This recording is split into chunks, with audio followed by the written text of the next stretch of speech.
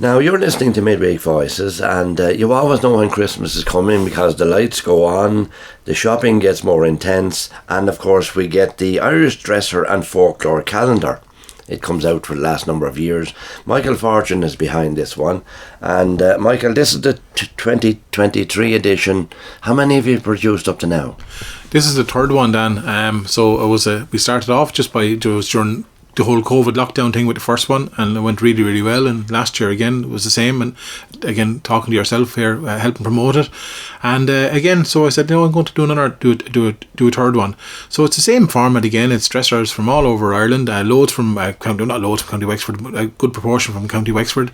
And then there's a scatter of folklore dates. So there's about 140. I put more different little folklore dates in each month. So when you go to each month, you'll come up things like put up your Maybush, or today is Hansel Monday. And again, because I'm from Wexford and I know the stuff inside out here from the county, I would have, I'd say, a good 70% of the dates are all Wexford related.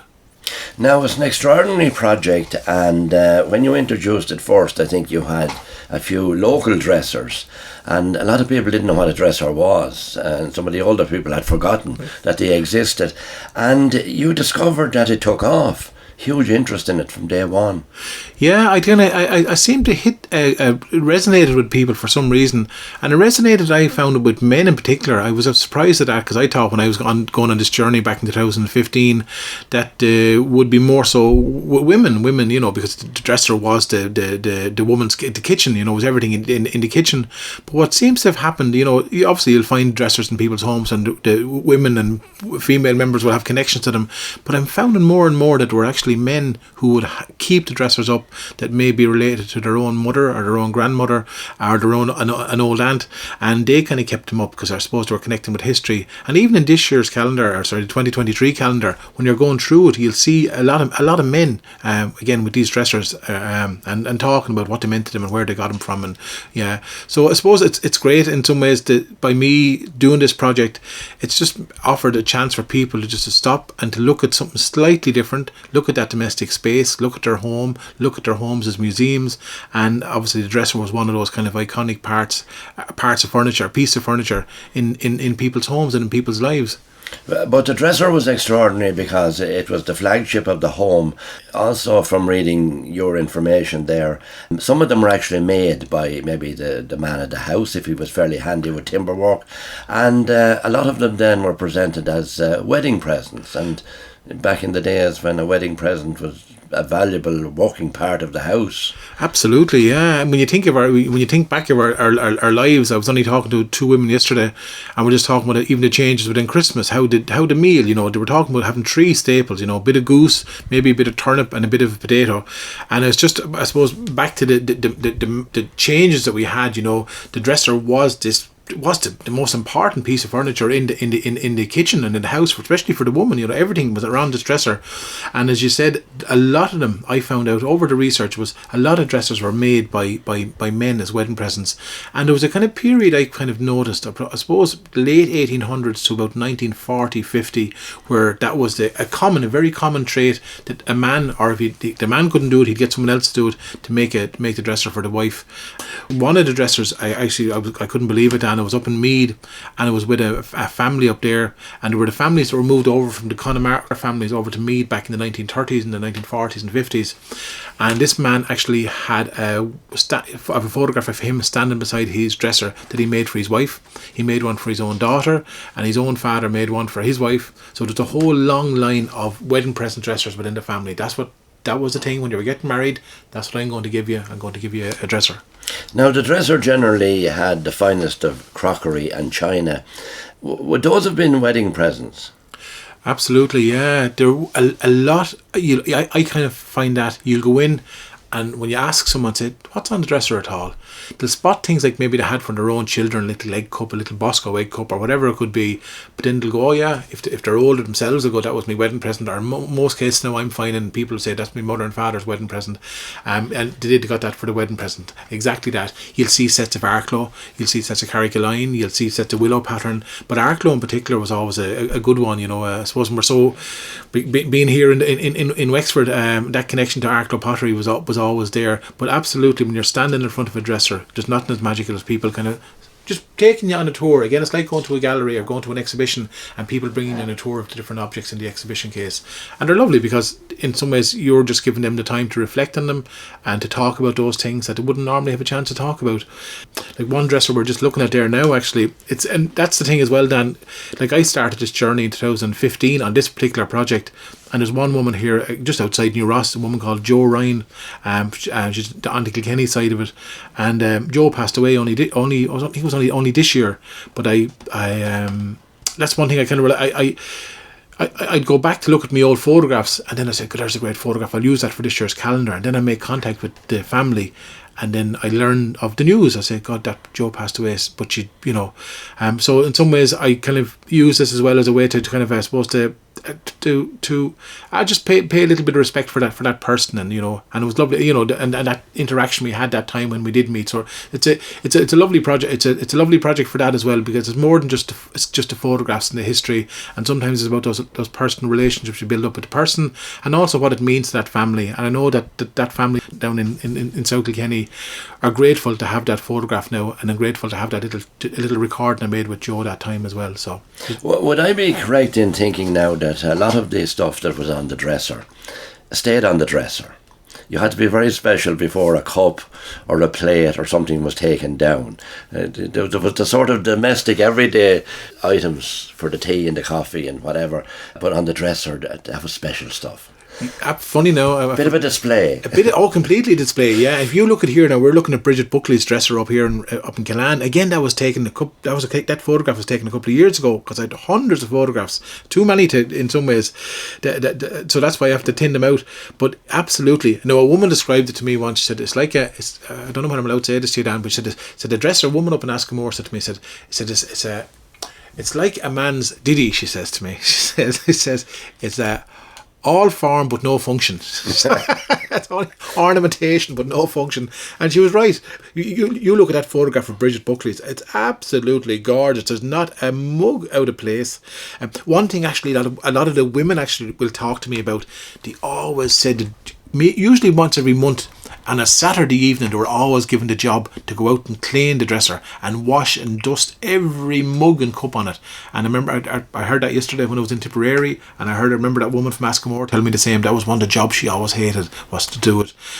Also, the other thing as well was once a year the dressers would get a lick of paint.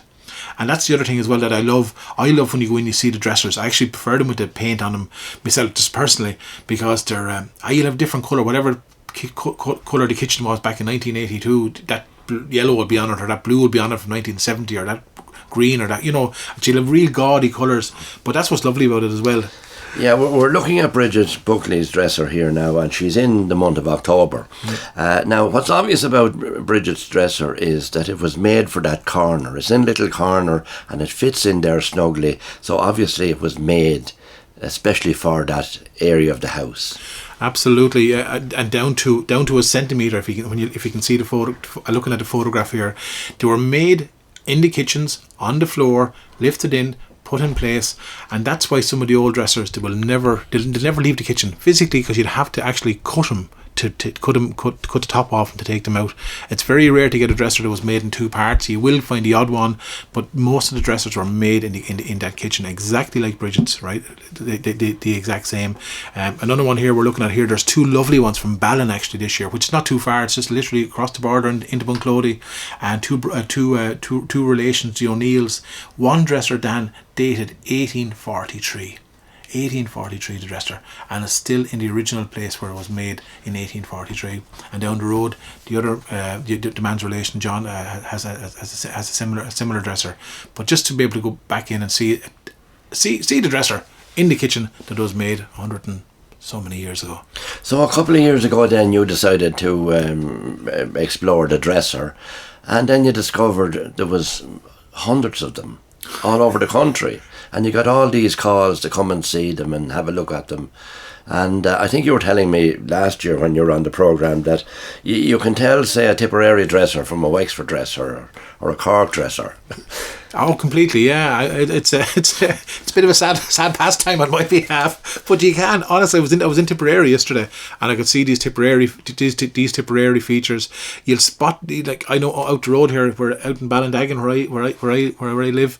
I know of about 5 dressers made by the same family, a family from Marshallstown, and you'll see their style of dresser. They have 3 drawers, 2 big drawers, 1 small drawer, and you know that's who made that. And it was just, I suppose, come here to me, if Dan Walsh made a dresser and I looked at it and liked the part of it, I'd go home and I'd make a copy of Dan's one. So there was no looking up online and trying to get designs, or no, people stayed local. That they didn't travel, so so it's natural for, like, any kind of form of vernacular stuff, for things just to kind of take their own little shape and identity. But I was blown away by the Connemara family in Meath, because when I was there, I walked in, I said, "Oh, this is Connemara." Now, I was in absolute the heartlands, the good lands of County Meath, and here was a Connemara dresser facing me. So obviously these families had moved over, and sure, they weren't going to look at the Meath dressers. They had already the Connemara dressers on their heads, and they made them up in the exact same way. Have you come across any reproductions now? By that I mean people who have got the old template and are recreating it in modern day terms. I have done, and or something similar based on the dresser idea. I have, and I think there's scope there. I've been saying it to a few people over the years. If anyone's listening here who is a good handy carpenter or a cabinet maker, I've seen ones that were made in the 70s and 80s and 90s, and they were they were missing something. They weren't great. If you were even just to look at these calendars that I have, or any of the photographs of dressers that I have, you could make an actual copy of it, and you go, that's a Connemara dresser, that's a Wexford dresser, that's a Tipperary dresser, by looking at the features, right? I think we haven't, I think, not the word properly, but there's just so much more potential there. I really think there's potential there. I think more people will actually want dresser. More, I find I'm constantly getting messages from people, where can I get a dresser? Where can I get a dresser? Now, I'm not handy with my hands, but I'm sure if there's someone listening to the world, there's an opening in our market there, and if anyone ever wanted to contact me for photographs, I'd be happy to share them with them, because I think it'd be lovely. I'd love to see someone making a particular Wexford dresser, a Marshallstown dresser, again, that kind of way. Well, there are people out there, and they do the built-in kitchens, and I'm sure those people would have the skills and the ability to put in a built-in dresser if somebody wanted one. Probably would cost them a little bit extra because of the design and everything else, but you could reproduce it, and it would be a nice feature in a modern house. So there's an idea now for people listening in.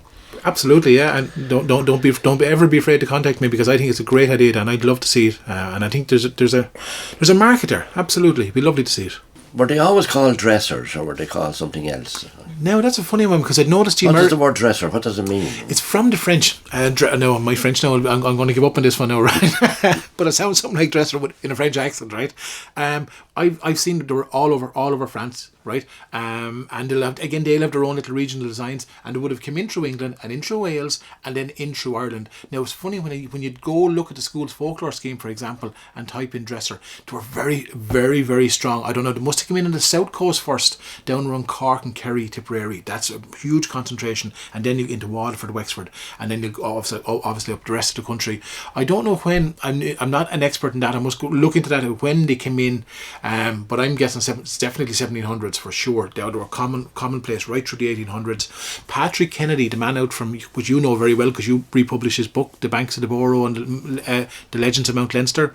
He is, for those who don't know, he was a folklorist back around the 1850s, then, wasn't that right? 1850s, 1860s, and out near Kilmichael, born and reared in Kilmichael, and he was recording accounts of County Wexford, but he had one account of stepping in. It's absolutely magic. He described walking into a little single-story thatched house.